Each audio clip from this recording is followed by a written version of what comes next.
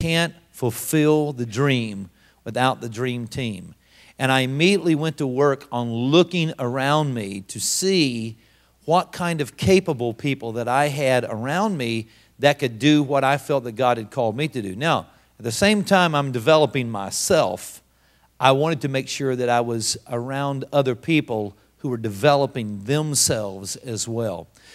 I think one of the most important and critical components of developing your team is knowing who not to put on the team. I think that's just as critical as knowing who to put on the team.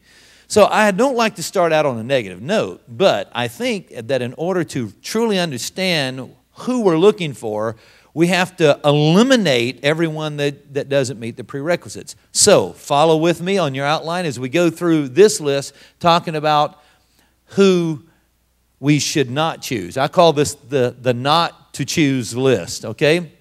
First of all, do not choose people who are all alike. That's something that sometimes is really overlooked. Your diversity is going to be your strength.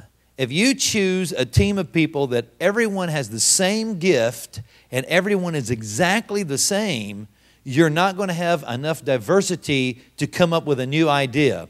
You're not going to have enough creativity. You're going to have some people who may not be as creative as others, but they're going to work twice as hard as the creative one. The creative one, well, it's easier for them to think of a new idea. They can't always follow through with that.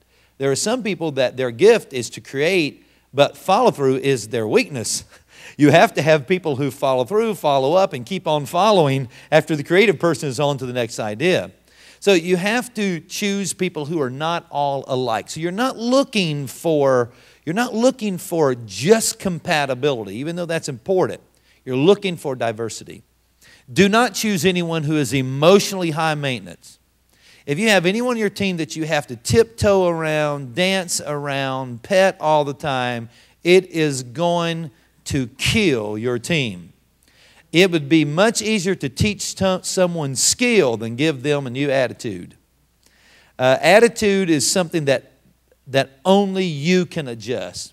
I can teach you how to do something. I can give you skill. But if you're emotionally high maintenance, I can't change that. Not without a few sessions, a few books, a few prayer lines, and a little time.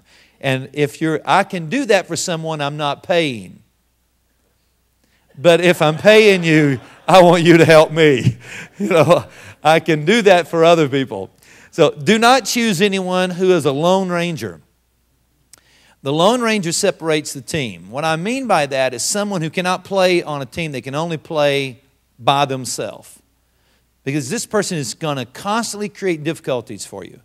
They are going to become a selfish part of the team. Someone who's only fighting for one thing. Have you ever seen a basketball team that has a lone ranger on it? And the team usually loses because of the hot shot. Or any sports team for that matter that's dependent upon the talent of one person. If that one person gets in trouble, the whole team's in trouble. You're looking for a team player. Someone who thinks win-win. Someone who is just as, who wants the team, another team member to win just as much as they want to win, because it's the only way everyone does. Do not choose a wannabe unless they are highly creative and self-motivating. Now, all of us have been a wannabe.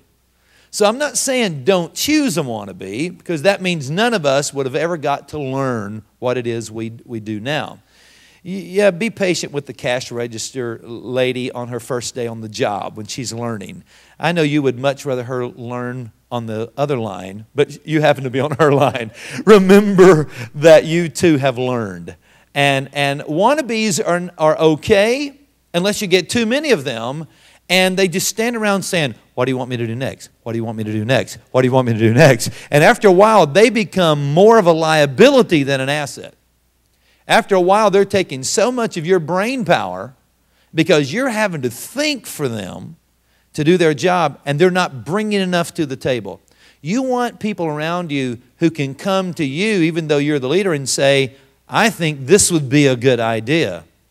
You want people who can bring fresh concepts to the table, not just people with a great servant's heart that says, I'll do anything you want me to do, but I won't do anything unless you tell me to do it.